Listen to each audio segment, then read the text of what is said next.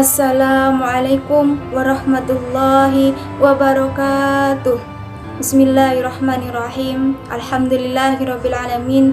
Wassalatu wassalamu ala asrafil anbiya'i wal mursalin nabiyina habibina Muhammadin wa ala alihi wa sahbihi ajma'in. Wa man tabi'ahum bi ihsani ila yaumiddin. Asyhadu an la ilaha illallah wa asyhadu anna Muhammadan abduhu wa rasuluhu, amma ba'd. Alhamdulillahirabbil alamin. Segala puji syukur bagi Allah Subhanahu wa taala yang telah memberikan kita lagi dan lagi kesempatan untuk terus memperbaiki diri, kesempatan untuk terus membenahi diri, kesempatan untuk terus memperbanyak amal, kesempatan untuk terus menambah bekal. Mudah-mudahan insyaallah dengan kesempatan ini menjadi kesempatan yang terbaik dari nikmat yang Allah berikan kepada kita, sehingga kita semua bisa digolongkan dan dicatat oleh Allah Subhanahu wa taala sebagai hamba-hamba yang beriman, sebagai hamba-hamba yang taat, sebagai hamba-hamba yang bertakwa dengan menuju pada Allah Subhanahu wa taala dengan sebaik-baiknya. Amin amin ya rabbal alamin. Kemudian salawat serta salam kepada baginda Rasulullah Muhammad sallallahu alaihi wasallam atas jerih payah dakwah yang beliau sampaikan sehingga kita bisa merasakan hingga saat sekarang ini. Semoga para sahabat, para keluarganya, dan kita semua sebagai umatnya bisa mendapatkan syafaatnya di yaumul qiyamah nanti. Amin amin ya rabbal alamin. Tentunya yang saya hormati Bapak Sandi Wijaya SSY MH, dosen Plik pada mata kuliah khutbah dan ceramah, serta teman-teman dan sahabat-sahabat pemuda yang dirahmati oleh Allah Subhanahu wa taala. Dalam kesempatan ini, dalam video ini, izinkan saya menyampaikan butiran hikmah tentang bahaya zina pada generasi muda saat ini. Kita semua pasti setuju bahwa kondisi moral generasi muda saat ini semakin hari semakin merosot. Mengapa itu bisa terjadi? Karena banyak sekali para remaja yang terjerumus ke dalam pergaulan bebas, sehingga dosa besar zina pun tidak dapat dihindari. Lihat saja fenomena-fenomena ataupun kasus-kasus ataupun berita-berita yang ada di Ponorogo, Jawa Timur baru-baru ini. Banyak sekali ratusan para remaja, siswi SMP maupun siswi SMA yang terpaksa menikah muda karena hamil di luar nikah. Bayangkan saja itu, tidak hanya satu ataupun dua orang, tetapi sampai mencapai hingga ratusan para remaja yang hamil di luar nikah dan meminta dispensasi secara bersamaan di pengadilan agama. Allahu Akbar. Inilah yang dinamakan dengan perzinaan. Zina, na'udzubillahi min zina. Zina merupakan dosa yang sangat besar. Zina merupakan pergaulan antara laki-laki dan perempuan yang bukan muhrimnya. Yang lebih besar lagi kalau si wanita tersebut adalah muhrimnya. Na'udzubillah, wanita yang ada hubungan keluarga maupun wanita yang tidak ada hubungan keluarga yang belum dihalalkan melalui akad nikah ataupun ijab kabul, berarti hubungan mereka adalah hubungan zina. Allah Subhanahu wa taala ketika di dalam Al-Qur'an, zina itu Allah tidak berfirman jangan berzina, tapi Allah Subhanahu wa taala ketika di dalam Al-Qur'an surah Al-Isra ayat 32, wala taqrabuz zina innahu kana fahisyata wa sa'a sabila.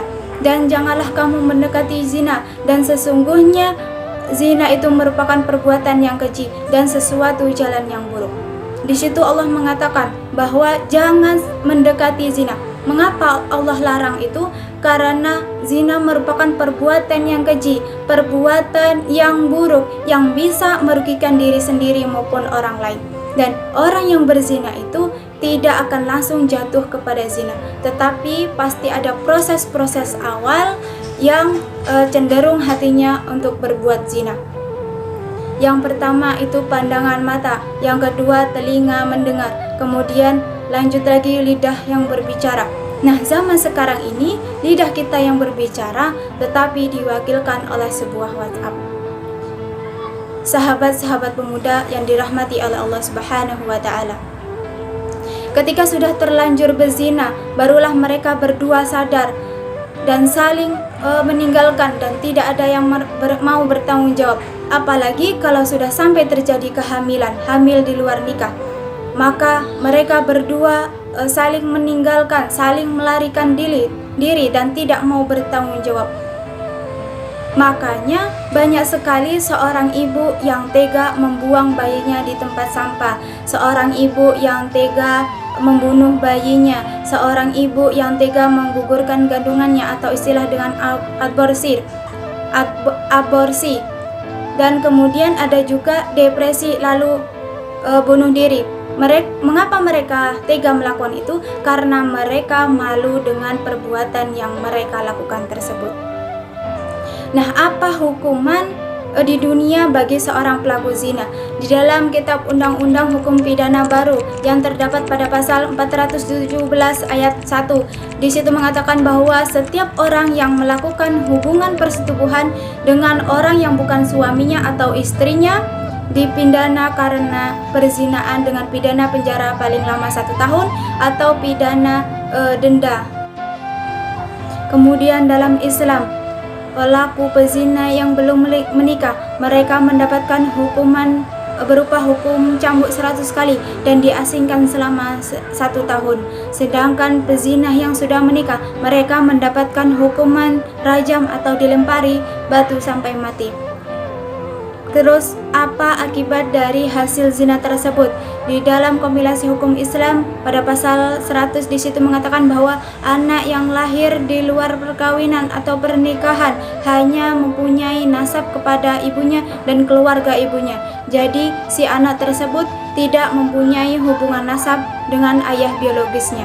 Maka dari itu saya berpesan kepada diri saya sendiri dan kepada teman-teman dan para pemuda-pemuda, bersabarlah, tundukkan pandanganmu, jaga kehormatanmu, dan terus memohon perlindungan kepada Allah Subhanahu wa Ta'ala. Semoga kita bisa dilindungi oleh Allah Subhanahu wa Ta'ala dan dijauhkan dari perbuatan zina. Mudah-mudahan kita bisa selalu membentengi diri kita dari perbuatan dosa besar zina. Amin amin ya rabbal alamin.